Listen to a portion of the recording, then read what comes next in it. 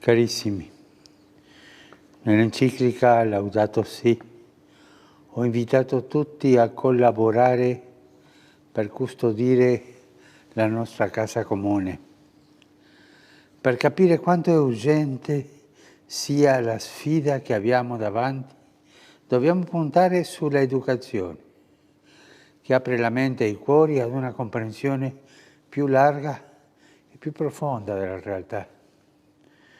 Serve un patto educativo globale che ci educhi alla solidarietà universale, a un nuovo umanesimo. Per questo ho promosso un evento mondiale che si terrà il 14 maggio del 2020. Cerchiamo insieme di trovare soluzioni, avviare i processi di trasformazione senza paura.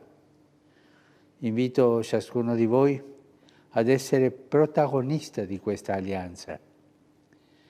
L'appuntamento è per il giorno 14 maggio 2020 a Roma.